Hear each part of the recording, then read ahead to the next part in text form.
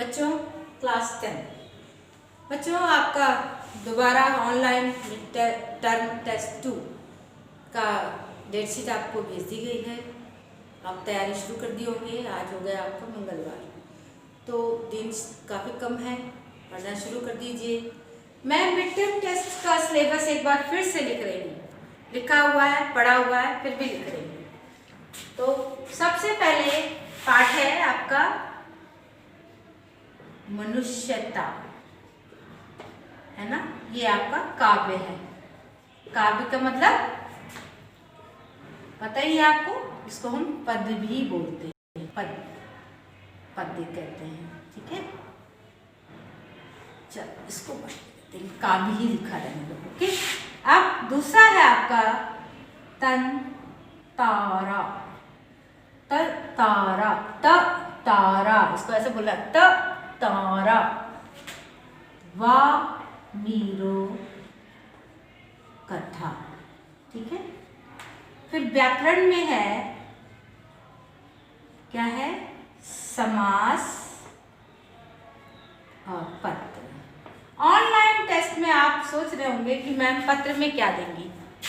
Normal सी चीज मैं आपको बता रही हूँ कि मैं ये पूछ सकती हूँ कि मैंने सत्य असत दे दिया कि जिसमें ऑफिसली चीज़ें लिखी जाती हैं, जो ऑफिस को लिखी जाती हैं, दफ्तर को लिखी जाती है, नगर निगम को लिखी जाती हैं, उनको हम औपचारिक पत्र कहते हैं कि अनौपचारिक पत्र कहते हैं। तो औपचारिक पत्र क्या है, अनौपचारिक पत्र क्या है, आपको पता होना चाहिए। और पत्रों कैसी होनी चाहिए, औपचारिक पत्रों की भाषा कैसी होनी चाहिए, औपचारिक पत्र में शुरू में क्या लिखते हैं। हो सकता है मैं इस तरह से कोई क्वेश्चन दे दूं। तो पत्र आपको पढ़ने हैं। पत्र मैंने पूरे विस्तार से आपको समझाए हैं, आप जरूर पढ़ लीजिएगा, ठीक है। वीडियो में देख लीजिएगा। और ये आपका पाठ्यक्रम है। इंग्लिश में बोलते हैं इसको सिलेबस, पाठ्यक्रम, ठीक है, सिलेबस, ओके। तो इसे आप ध्यान रखिएगा। थोड़ा सा अजीब सा हो रहा है ये, मैं लिख देती हूँ तो क्या समझ में आ रहा है यहाँ पे, फिर से लिख दो पाठ्यक्रम। पहले तो मैं यही लिख देती हूँ। अब मनुष्यता पाठ बहुत ही विस्तार से मैंने आपको पढ़ाया है। मनुष्यता कैसे लिखते हैं, पाठ देख लीजिए। मनुष्यता, ये है आपका पाठ का नाम, पाठ का नाम। मनुष्यता पाठ के कवि का नाम लिखिए।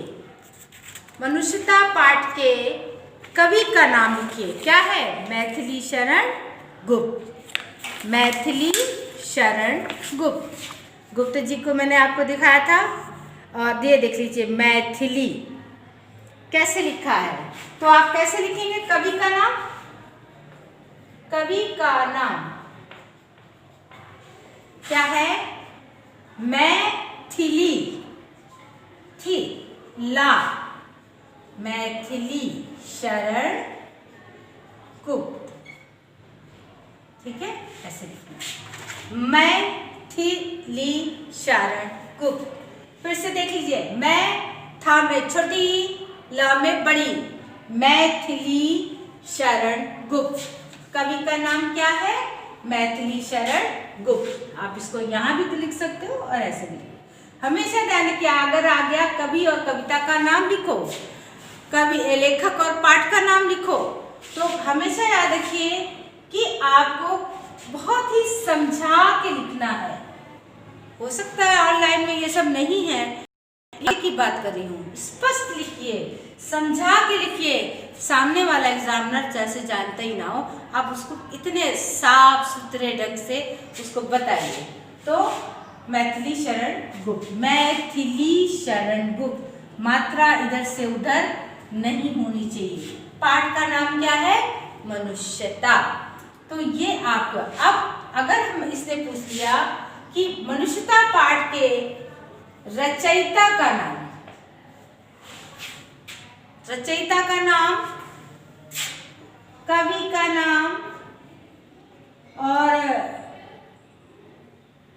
एक और है, कवि का नाम, रचयिता का नाम और रचनाकार का नाम भी आ जाता कई बार, रचनाकार। ये सब काव्य के, जब भी कोई कविता पढ़ते हैं तो उसको हम रचयिता भी कहते हैं, कवि भी कहते हैं, रचनाकार भी कहते हैं। और लेडीज अगर है तो कवयित्री। कई बार आपको लिखने आ जाता है कवित्री, तो कैसे लिखेंगे? का लिखेंगे, वा लिखेंगे, या में छुट्टी की मात्रा त्रि, कवित्री, रचयिता, कवि, कवित्री। तो ये होते हैं, आपको पता होना चाहिए। अब देखिए रचयिता कैसे लिखते हैं, रच जैसे कब लिखा तो रच लिखा और कब लिखा, रचयिता, रचयिता। कवित्री, कवित्री।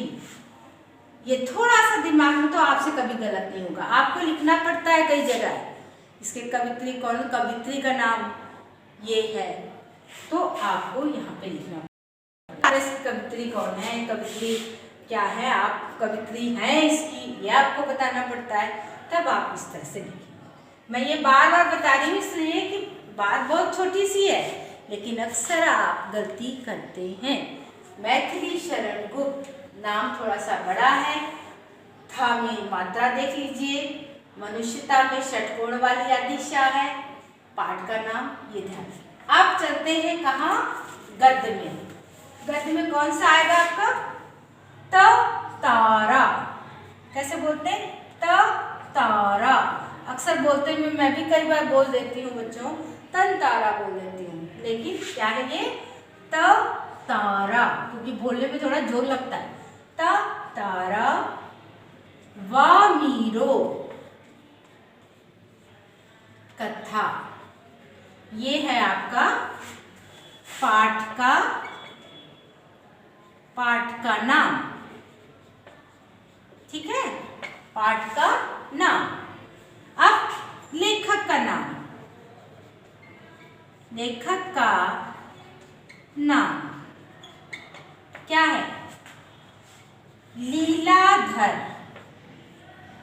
लीलाधर मंडलोई, मंडलोई, लीलाधर मंडलोई। पाठ निकाल लेती हूँ और देखिए कैसे लिखा है, लीलाधर मंडलोई। ये देखिए लीलाधर मंडलोई, ये है लीलाधर मंडलोई। नाम से ऐसा लगता है कोई लेडीज का नाम है, लेकिन नहीं। और ये है आपका पाठ का नाम, तन तारा वामीरो, कथा, इसमें यहाँ पे योजक का चिन्ह है। तो ये चीजें आपको ध्यान रखनी है। अब मेरी समझ से आपको मनुष्यता पाठ के कवि का नाम मैथिली शरण गुप्त,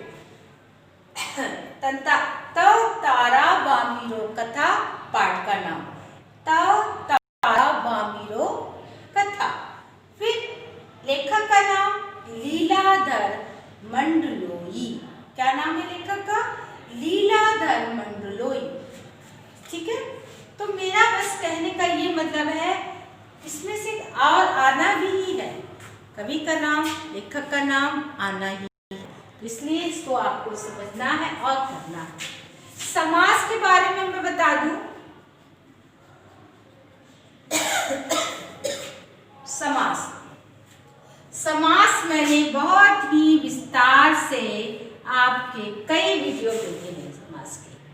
समास जितने भी हैं, तत्पुरुष समास, द्वंद्व समास, अव्ययभाव समास, द्विगु समास, है ना, बहुव्रीहि समास, बहुव्रीहि कैसे लिखते हैं, है ना, कर्मधारय कैसे लिखते हैं, एक एक चीज बहुत ही अच्छे से वीडियो में बताया। फिर भी मैं एक बार अगर टाइम मिलेगा तो मैं बता दूंगी। ये आपका सिलेबस है, अब दोबारा मैं नहीं लिखाऊंगी, आपके उसमें भी लिखा हुआ है, ये आप अच्छे से समझ लीजिए। अब पाठ का नाम, कवि का नाम, और इसमें कवियों के बारे में जैसे ये दिया हुआ है, पाठ प्रवेश में दिया हुआ है, तो ये आपको पढ़ना है। अंडमान निकोबार कहाँ है, मैंने उसको भी अच्छे से आपको विस्तार से बता दिया है। तन तारा वामीरो कहाँ की कथा है, नॉर्मल दे दिया, उससे संबंधित क्वेश्चन आ जाएंगे। खांसी आ गई बच्चों। तो अभी तक इस सिलेबस में तो आपके पास 2 ही लेसन है, तो 2 लेसन के कवि कविता का नाम, लेखक का नाम, व्याकरण में समास में अलग से एक बार आपको समझा दूंगी। पत्र में मैंने बता दिया कौन सा पत्र आएगा आपका, औपचारिक पत्र है आपका, ठीक है। औपचारिक 10th की हिंदी में औपचारिक पत्र आता है। औपचारिक पत्र के बारे में मैंने आपको समझा दिया। दूसरी बात है कि पत्र में आपको सिंपल से 1-2 क्वेश्चन आ सकते हैं, एक बार रिवीजन कर लोगे तो आपको पत्र लिखना भी आ जाएगा, ठीक है। तो ये हो गया आपका सिलेबस विद और क्या कैसे आ सकता है, ये मैंने याद करा दी है, इसमें से कोई गलती नहीं होनी चाहिए बच्चों, ठीक है। नमस्कार बच्चों।